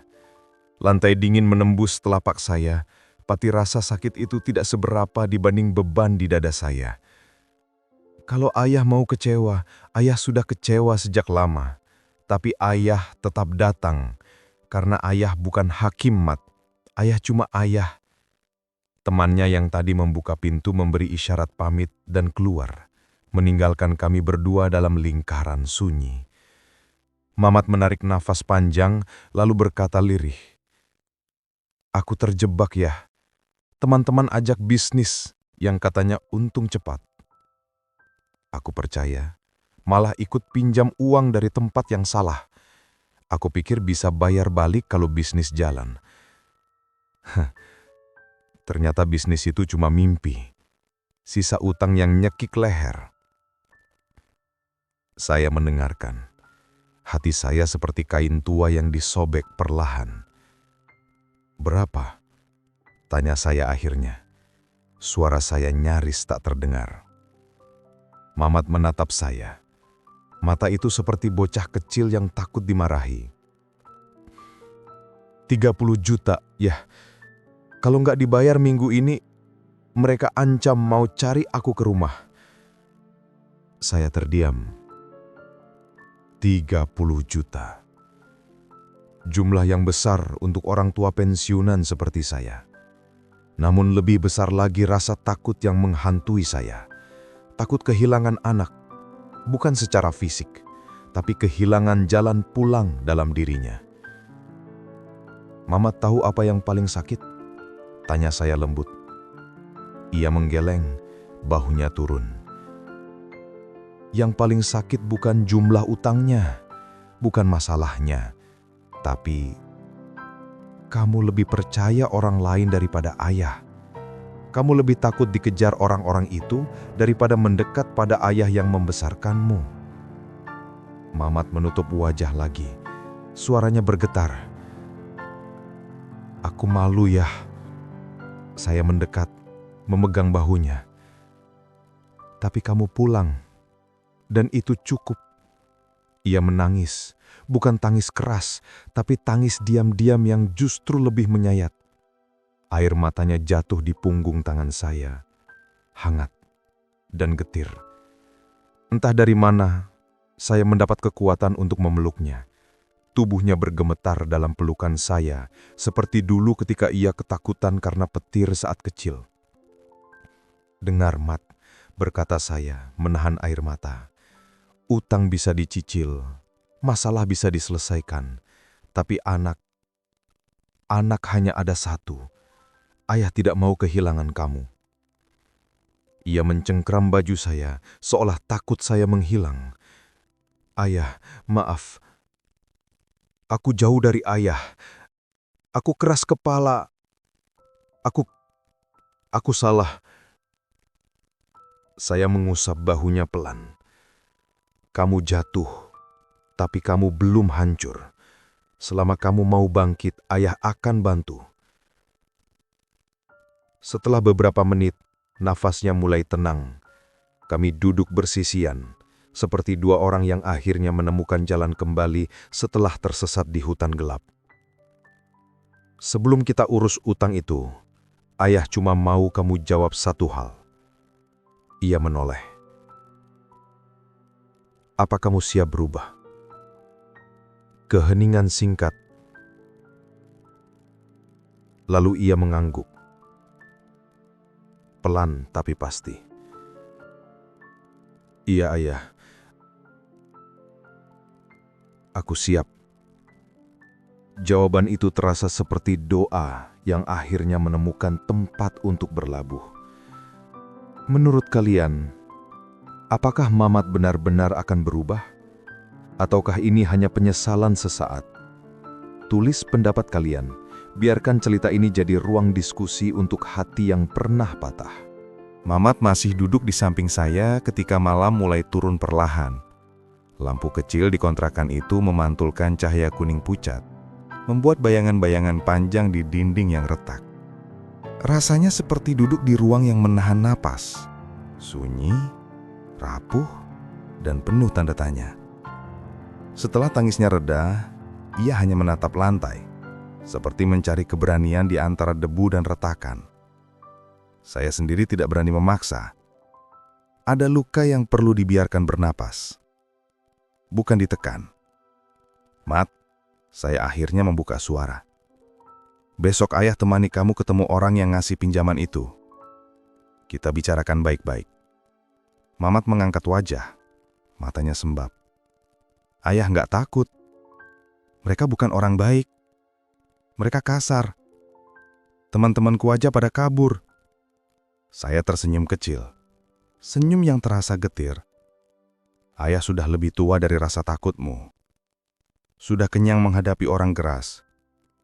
Yang penting, ayah tidak membiarkan kamu menghadapi ini sendiri. Ia menunduk, seperti anak kecil yang baru saja mendengar kalimat yang sangat ia butuhkan, tapi tidak pernah berani minta. Kami berjalan pulang bersama. Kontrakan itu saya kunci pelan, seolah mengunci babak gelap dalam hidupnya. Di jalan, angin malam mengibaskan daun-daun kering. Dan saya melihat Mamat memeluk lengannya sendiri. Ia tampak dingin. Bukan karena udara, tapi karena beban pikirannya. Yah, ia memecahkan dengan. Istriku nggak tahu soal utang ini. Mertua juga nggak tahu. Mereka cuma tahu aku kerja dan uangku habis. Mereka banyak nuntut. Tapi aku nggak berani bilang yang sebenarnya. Saya berhenti melangkah. Kenapa kamu sembunyikan? Mamat menatap langit. Lampu-lampu kota memantul di matanya yang lelah. Karena mereka selalu lihat aku sebagai laki-laki yang harus sukses. Harus punya uang. Harus memenuhi semua kebutuhan. Aku takut dianggap gagal. Apalagi sama mertua. Saya menghela napas panjang. Mat, laki-laki gagal bukan yang jatuh. Laki-laki gagal adalah yang berhenti mencoba dan pura-pura baik-baik saja. Saya menatapnya lekat. Dan kamu belum berhenti. Ia menelan ludah. Ada sesuatu yang bergerak di wajahnya. Penyesalan, ketakutan, mungkin juga harapan. Ketika sampai di rumah, istri saya membuka pintu. Wajahnya pucat ketika melihat kondisi Mamat. Tapi ia cepat menahan diri, lalu memeluk Mamat tanpa banyak bicara. Pelukan itu panjang, hangat, dan penuh air mata yang tidak terdengar. Mamat membalas pelukan itu. Suaranya pecah. "Ibu, aku minta maaf." Istri saya mengusap rambutnya. "Kamu pulang, Mamat. Itu saja sudah cukup." Malam itu kami makan bersama. Pertama kalinya setelah sekian lama. Tapi makanan tidak banyak tersentuh. Kami lebih banyak diam karena ada banyak hal yang bahkan kata-kata pun tak mampu menjangkau. Setelah itu Mama tidur di kamar lamanya. Saya berdiri di depan pintu kamar itu cukup lama. Barang-barangnya masih ada. Rak buku kecil, meja kayu yang saya buatkan sendiri, poster bola yang sudah menguning. Seperti museum masa kecil yang terlupakan. Ketika akhirnya saya kembali ke ruang tamu, istri saya duduk sambil memegang secangkir teh yang sudah dingin. "Gus, kita harus kuat. Kita bantu dia. Tapi jangan sampai kita ikut hancur." Saya mengangguk. Meskipun hati saya berdebar. Aku tahu, tapi aku lebih takut kalau kita terlambat. Ia memegang tangan saya. Mamat sudah pulang. Itu tanda baik. Saya ingin percaya. Tapi dalam dada saya ada rasa yang sulit dijelaskan. Campuran lega dan cemas. Seperti berdiri di tepian jurang. Tapi mendengar suara yang memanggil dari bawah. "Ayah, tolong aku." Malam itu saya tidak tidur. Saya duduk menatap pintu kamar Mamat, menunggu pagi seperti menunggu keputusan dari Tuhan. Dan saya tahu, Besok adalah langkah pertama menuju pertarungan yang lebih besar. Aku tak pernah menyangka bahwa rumah yang dulu berdiri sebagai benteng kehangatan, kini berubah menjadi ruang yang takut kutinggali. Setiap langkahku pulang terasa bagai menginjak serpihan kenangan yang telah pecah. Mamat tidak lagi menyapaku, bahkan ketika aku membuka pintu dengan suara berderit yang biasanya mengundang tawanya sewaktu kecil. Kini, hanya ada keheningan yang terasa lebih keras dari amarah manapun. Sore itu, sehabis hujan, bau tanah basah bercampur dengan rasa sesak di dadaku. Aku baru pulang dari koperasi pensiunan tempat aku mencoba menjual beberapa barang lamaku, bukan karena ingin, tapi karena Mamat kembali meminta uang. Katanya mendadak perlu untuk bisnis kecil. Aku tidak berani bertanya lebih jauh, karena setiap aku bertanya, ia selalu pulang dengan wajah kesal. Seolah pertanyaanku adalah penghinaan. Ketika kubuka pintu, kulihat istriku. Wajahnya pucat. "Yah, Mamat marah lagi," katanya lirih. Aku mendekat, memegang tangannya yang dingin. "Kenapa?" Ia menggeleng, tapi aku bisa membaca sesuatu di matanya. Sesuatu yang ia sembunyikan agar aku tidak semakin sedih. Aku menemukannya kemudian. Celengan keramikku yang pecah di sudut ruang tamu. Itu celengan yang kusembunyikan. Tempat aku menabung 100-200 rupiah setiap minggu. Hasil dari pekerjaan sampingan. Sekadar cadangan jika nanti istriku sakit atau jika kami sudah terlalu lelah untuk bekerja. Uang itu hilang. Pecahan keramiknya berserakan seperti bukti keputusasaan yang tak bisa disangkal. Aku duduk perlahan, lututku bergetar. "Dia bilang butuh ya?" Istriku berbisik sambil menunduk. "Dia janji nanti ganti." Aku menutup wajahku dengan kedua telapak tangan. Di balik kegelapan itu, suara Mamat kecil menggema. Suara yang dulu memanggil, "Ayah, ayah!" Setiap kali aku pulang kerja dalam seragam lusuhku.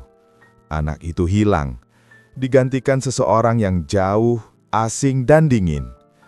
Malamnya, ketika Mamat pulang, aku mencoba bicara. Suaraku pelan, namun hatiku remuk.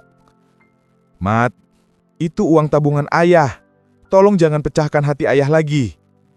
Ia menatapku dengan mata yang tak lagi mengenaliku. "Yah, cuma sedikit. Lagian buat kita juga." "Bukan begitu, Nak. Ayah tuh kenapa sih? Pelit amat." Kata itu menusukku lebih tajam dari pisau. Pelit. Aku yang bekerja bertahun-tahun demi sekolahnya. Aku yang menahan lapar demi ia kenyang. Aku berdiri membelakanginya agar ia tak melihat mataku berkaca. "Ayah cuma ingin kamu mengerti." Ia mendengus, lalu masuk ke kamar. Pintu dibanting. Keheningan kembali menyelimuti rumah ini. Keheningan yang lebih menyakitkan daripada teriakan. Di luar hujan kembali turun. Pelan. Entah mengapa, aku merasa langit sedang menangis untukku. Karena aku sendiri sudah kehabisan air mata. Aku duduk paling ujung di teras, memandangi langit pagi yang pucat, seakan cahaya pun enggan singgah di rumah kami. Embun masih bergantung di ujung daun, namun rasanya kehampaan lebih dulu menyentuh kulitku. Dada ini berat, bukan karena usia, tapi karena luka yang pelan-pelan menua bersama tubuhku. Sejak kejadian celengan pecah itu, suasana rumah semakin rapuh. Mamat hampir tak bicara padaku kecuali jika ia ingin meminta uang. Istriku selalu tampak gelisah, seperti menyembunyikan sesuatu yang lebih besar dari sekedar ketakutannya padaku melihat pecahan tabunganku. Dan aku berjalan seperti bayangan tipis yang mencoba bertahan di antara dua dinding yang terus berderak. Pagi itu, ketika aku hendak berangkat ke masjid untuk mengisi jadwal ronda kecil-kecilanku dengan para sesama pensiunan, istriku menahan lengan bajuku. "Yah, Mamat pulang pagi-pagi sekali." Aku menatapnya. "Kenapa?" Dia bawa motor baru." Darahku berdesir dingin. "Motor baru? Dari mana uangnya?" Aku mengangguk meski dada terasa ditarik kedua arah. Istriku tidak ingin aku marah. Ia ingin rumah ini bertahan. Tapi bagaimana caranya rumah bertahan jika fondasinya terus digergaji oleh anak yang kusayangi? Saat Mamat bangun siang hari itu, aku memberanikan diri berbicara. "Mat, motor itu kamu beli pakai apa?" Dia mengunyah roti tanpa menatapku. Adalah teman bantu. Teman mana? Dia menaruh rotinya dengan kasar lalu menatapku dengan sinis. Yah, ayah tuh kenapa sih? Selalu curiga, selalu mikir yang jelek. Aku tercekat. Bukan curiga, nak. Ayah takut kamu terjerumus. Terjerumus. Dia tertawa pendek, pahit. Zaman ayah sudah lewat. Kalimat itu menghantam dadaku seperti palu. Zaman ayah sudah lewat. Seakan semua keringatku, setiap malam yang kuhabiskan bekerja lembur, hilang begitu saja karena dianggap kuno, usang, tidak ada nilainya lagi. Aku menarik napas panjang, mencoba meredam gemuruh yang mulai naik ke dadaku. Mat, ayah ngomong begini bukan untuk mengatur. Ayah cuma, cukup ya. Dia memotong berdiri dengan emosi yang membara. Ayah tuh cerewet banget sih. Kalau nggak bisa bantu, sudah, diam aja. Aku terpaku. Rasanya seluruh tubuhku beku. Hatiku seperti diremas oleh tangan yang pernah kubesarkan sendiri. Dia keluar rumah dengan membanting pintu, meninggalkan aroma amarah yang menggantung lama. Seusai kepergiannya, istriku duduk di sampingku dengan mata merah. Yah, sabar. Dia sebenarnya baik, cuma kebanyakan ikut temennya. Aku mengangguk pelan tapi tangisku menetes juga. Tangis yang tidak berbunyi, hanya mengalir pelan seperti sungai yang kehilangan hulunya. Siang itu, aku berjalan sendirian ke masjid. Langkahku berat, tapi tempat itu selalu memberiku sedikit ruang untuk bernafas. Ketika aku selesai membantu merapikan sajadah, aku duduk lama menatap mimbar yang pernah dipenuhi suara orang-orang bijak. Aku bertanya dalam hati, di mana letak salahku sebagai ayah?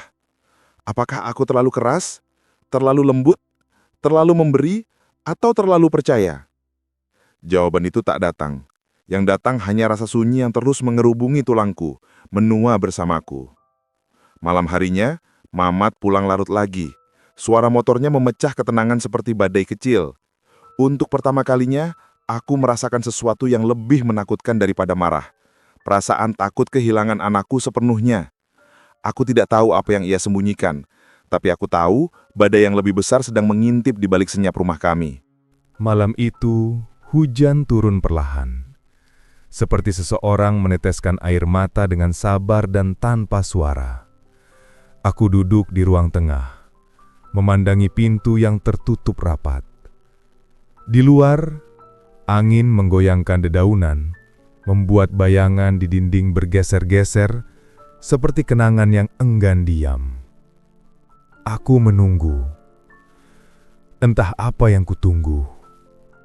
Mungkin suara motor Mamat, mungkin penjelasan yang tak pernah datang, atau sekadar pengakuan bahwa ia masih menganggapku ayahnya.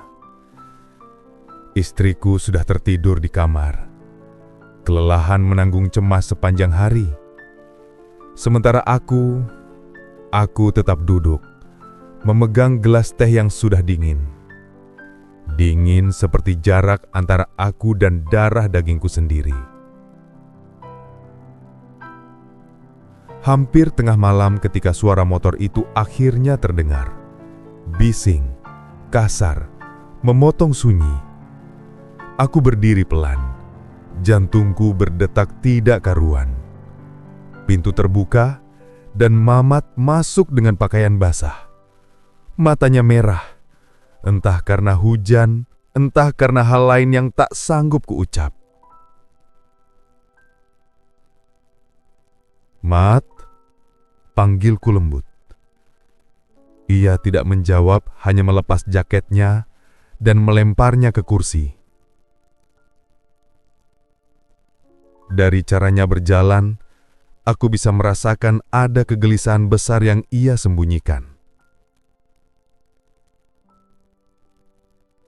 Duduk sebentar, nak. Ayah mau bicara. Ia menghentikan langkahnya, menoleh dengan wajah lelah. Besok aja ya. Aku capek.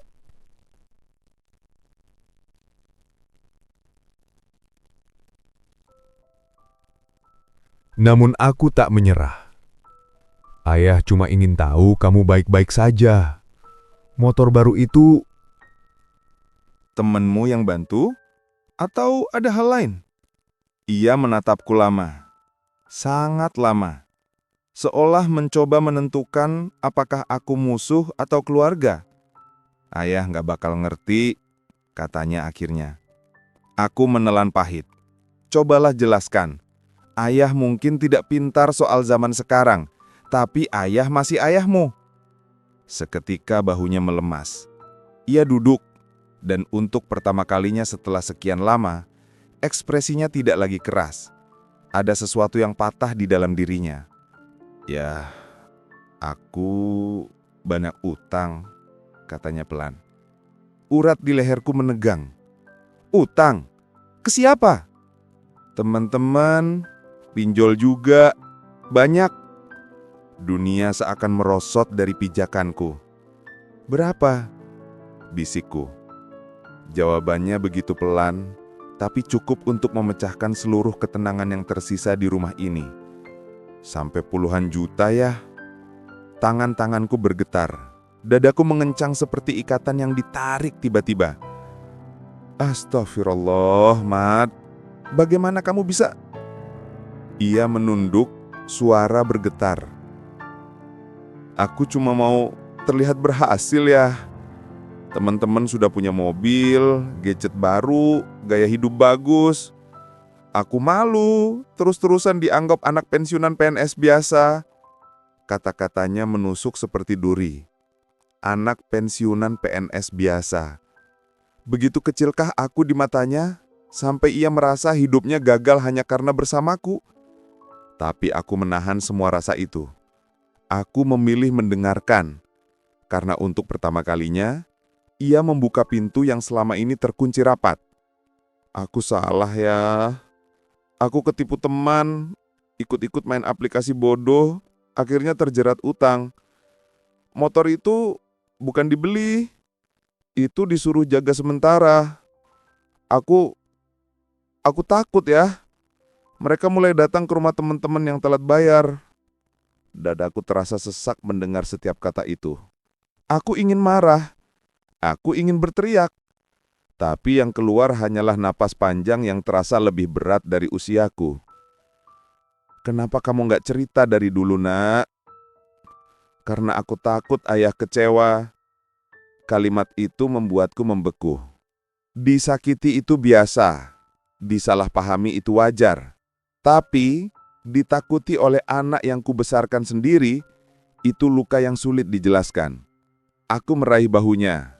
Mamat, ayah marah, sangat marah. Tapi lebih dari itu, ayah sedih karena kamu menanggung semua ini sendirian. Untuk pertama kalinya sejak ia dewasa, ia menangis di pundakku, tanpa gengsi, tanpa menyembunyikan diri. Aku bingung ya, aku nggak tahu harus apa. Aku memejamkan mata. Dalam gelap, aku mencari jawaban. Bukan jawaban cepat, bukan solusi ajaib. Hanya secercah cahaya yang bisa menuntun kami keluar dari lorong kelam yang terlanjur ia masuki. Nak, bisikku, kita hadapi ini sama-sama. Tapi, kamu harus siap berubah. Siap jujur, siap bangun lagi, tanpa menipu diri sendiri. Ia mengangguk, masih terseduh. Di luar, hujan mulai mereda. Malam terasa lebih lapang, seakan memberi ruang untuk napas baru. Aku tahu, perjalanan ini belum selesai. Utang itu masih ada, masalah masih menunggu. Tapi malam itu, untuk pertama kalinya setelah sekian tahun, aku merasa anakku kembali pulang. Bukan dengan motor bising, bukan dengan kesombongan palsu, tapi dengan hatinya yang akhirnya berani mengakui bahwa ia rapuh dan ayahnya masih tempat pulang. Dan itu bagiku adalah awal dari harapan yang lama hilang,